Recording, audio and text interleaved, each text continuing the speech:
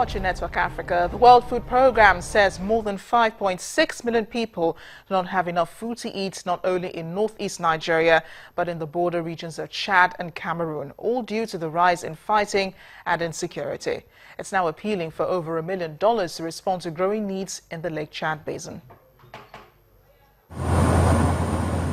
In recent months, the increase in fighting in the northeastern part of Nigeria and the border region of Chad, Cameroon has led to a surge of refugees and internally displaced people, amounting to the largest recent displacement crisis in Africa. More than 5.6 million people do not have enough food to eat in the areas affected by the Boko Haram crisis. In some areas, malnutrition rates surpass World Health Organization's emergency threshold. Milia, an improvised settlement, is spread out over 12 kilometers on the shore of Lake Chad. 5,000 people displaced from villages on the islands of Lake Chad have been living here since June 2015. They've lost their homes, they've lost their livelihoods, they've lost their belongings. They need to get it back. This is going to take time, effort, we need resources, but we also need great collaboration with the actors on the ground, with the communities, providing additional support that was already being provided by those who were here. Across the border in Nigeria, Cheskoen is a community hosting informal settlements of displaced people from Kukawa local government area and Damasak areas heavily affected by the Boko Haram insurgency. Some 50 displaced families are living here in the classrooms of Al-Fido School. In northern Cameroon, in the areas worst affected by the Boko Haram violence, the number of people in need of food has doubled since June 2015. Over 1/3 of the people who live in the region face hunger. Over 70% of the farmers have abandoned their fields. Nearly 160,000 Cameroonians have been displaced from border areas due to insecurity, while 70,000 refugees from Nigeria are also being hosted in Cameroon. WFP said they need $123 million until the end of the year to respond to growing needs in Lake Chad Basin. To date, only 17% of the required funding has been secured. As the fight against insurgency continues, the Chief of Army Staff here in Nigeria, General Tukur Buratai, says he's satisfied with the progress made by troops so far. General Buratai told the Anambra State Governor, Willie Obiano, during a one-day working visit to the state that the troops have contained the sect in the northeast and some other parts of the country. The governor, on his part, commended the army chief and his men for their exploits in the troubled areas. We know the challenges we are facing across the country, and we also apply our duties to conduct ourselves in accordance with our roles given to us in the Constitution. Contain these terrorists in the northeast and indeed other parts of the country, and this is made possible by His Excellency Mr. President Commander-in-Chief, President Muhammadu Buhari, and indeed all Nigerians. I commend the Governor of Anambra State and the good people for all the support they've been given to the Nigerian Army here in Anambra State. Apart from collaborating and coordinating the security operations, they have also gone deep into the barracks to improve on the infrastructure in the barracks. His exploits the Northeast. I'm very, very delighted to receive him on behalf of the Anambra. We're very proud of him. We told him that his second home should be Anambra State. It's also an opportunity for me to thank him immensely for what the Army has done for us. Today we sleep with our two eyes closed. Part of the reason is the role the Army, the police, and the Navy played. You know, an Army played a very critical role in restoring this sanity that we're enjoying now. And not too long ago, some challenges we had with some hoodlums, we were able to deal with them very decisively. So I'm very happy to receive the Chief of Army Staff, General Buratai, and his team to Anambra State. Chief of Army Staff, Lieutenant General Tukur Buratai, and Anambra State Governor Willie Obiano. In the meantime, the military has been shedding more light on why the war against terror appears to be lingering. The army explains that this is because the Nigerian army is changing its strategy by replacing the commander of Operation Lafia Dole in the northeastern region. Major General Leo Irabor will take over as the theater commander of the anti-terrorism war. It's a fight that has had the military stretched, a battle afflicted with various challenges. The military, however, refuses to be overwhelmed by these challenges. He has gone ahead to evolve a new strategy. The hierarchy has decided to replace the theater commander of Operation Lafia Dole with Major General Leo Irabor for effectiveness at the battlefield. He takes over from Major General Hassan Umaru, who commanded the theater of operations since January this year. For all the officers, the commanders,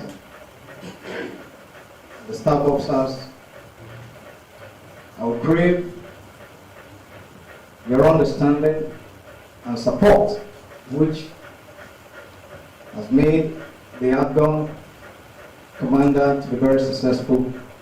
The new commander lauds the efforts of soldiers fighting on the front line, noting that without their commitment, the war against terrorism will not be won. I would urge that you give that same support, because it's an enterprise that all of us together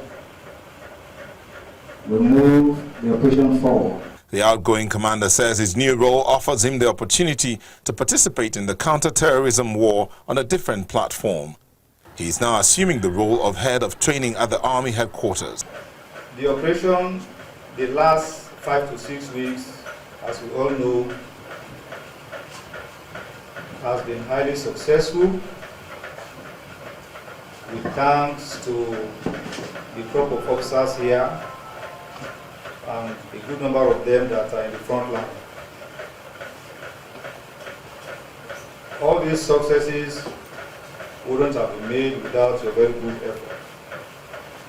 So I want to urge you to continue in that manner and support the incoming commander as much as possible.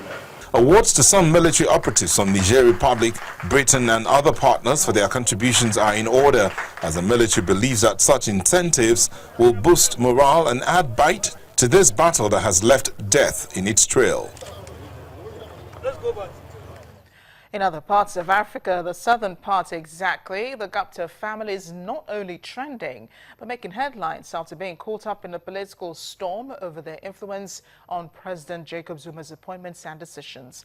A family responded to the accusations earlier today in a double newspaper spread, releasing details of a meeting it held with the governing African National Congress officials last month. And with each accusation is a version of their truth. But the message is, as they put it, like any other South African businesses, quote, we interact with the government. And in fact, friendship with the previous president was as strong. The Gupta family's words, not mine. The Guptas have been accused of being responsible for the colonization of the country, to which they have responded, saying they've created more than 4,500 jobs for South Africans and have contributed over 270 million rand in corporate taxes for 2015, which benefits the people of South Africa. They've also been accused of benefiting from government businesses, to which they say only less than 1% of the group's businesses is with the government, and also explained that they benefit the country and are in no way robbing it. Over now to Zambia, where the IMF says the country is for the country to save money. As it is dealing with the budget deficit, it needs to commit to austerity measures. The IMF says that Zambia's economy has suffered because of low commodity prices and reduced rainfall, which has affected the harvest. An IMF team has just been in the country and says the current levels of the budget deficit are unsustainable. It also says that reducing energy subsidies will be key to cutting back on government spending. In East Africa, now an ambitious infrastructure project aimed at boosting trade and cutting transport costs across The region is collaring 10 elephants whose habitat is crossed by the standard gauge railway. The elephants were fitted with advanced satellite radio tracking collars to trace their movements and assess the impact of the infrastructure developments on their ecosystem. In the long run, data collected will be used for infrastructure planning and to manage wildlife crossings. Kenya's Wildlife Service and Save the Elephants will track 10 elephants in Savo to investigate the impact of a multi-million-dollar railway line that cuts across their habitat. The elephants were tranquilized and fitted with advanced satellite radio tracking collars that can allow researchers to trace their movement through the Savo Park. The data collected will be used for long-term infrastructure planning and to manage wildlife crossings. This is the first time this has been done with respect to infrastructure. So what we're trying to do is figure out how elephants are responding to this new high-speed rail line that's been put through, which is cutting between Savo East and Savo West National Parks. There have been underpasses put under this railway, and what we want to do is see how elephants are responding to these underpasses. The standard gauge railway network is an ambitious infrastructure project aimed at boosting trade and cutting transport costs across Eastern Africa. It is part of a package of deals signed between Kenya and China in 2013.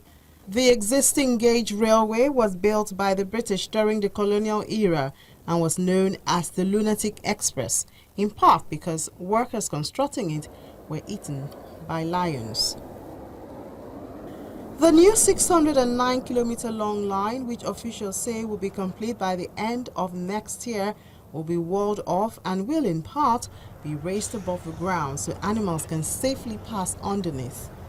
Conservationists hope they can understand the animals' migration route to better manage the upcoming construction of another infrastructure project, a 6-lane highway through the same area.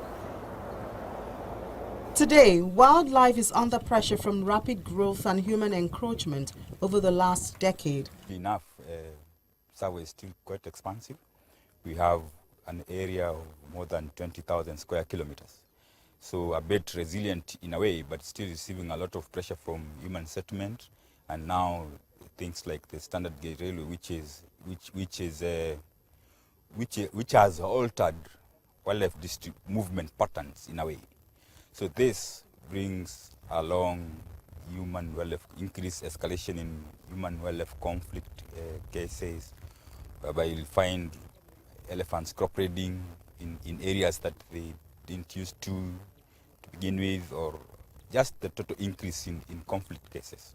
Kenya's game parks and abundant wildlife draw tourists from across the globe, but the government has said that must not stop the East African nation from building infrastructure to speed up development in a country where poverty remains rife. Savo has been described by environmentalists as one of the greatest ecosystems in the world. Well, since we're talking about animals, the Democratic Republic of Congo's Virunga Park rangers are running dogs through their paces. Dogs comprising bloodhounds and cocker spaniels are the latest addition in the fight against poaching in the vast and dense park in the eastern DRC. Congo Hounds, the first program of its kind in Central Africa, uses dogs to sniff out bullets, casings, and ivory and track poachers. With only 250 rangers to cover 7,800 square kilometers, the canine noses are giving rangers an advantage, particularly when it comes to sophisticated elephant hunters who can divide, divert, and cover their tracks. Virunga, a UNESCO World Heritage Site since 1979, is one of Africa's most biologically diverse parks. More than 218 species of mammals, 706 species of birds, 109 species of reptiles, and 2,000 species of flora are spread over 3,000 square miles of lush tropical forest, semi-arid savanna, and snow-capped mountains. We haven't been so successful on, so that one's continuing to decline at the moment. I mean, we're trying very, very hard to address that, but the price of ivory is an enormous challenge to overcome, given the number of uncontrolled armed men in the park. Still ahead on Network Africa, is social media ruining your social life? Let's find out in our discussion on Africa Tech Friday. Do stay with us.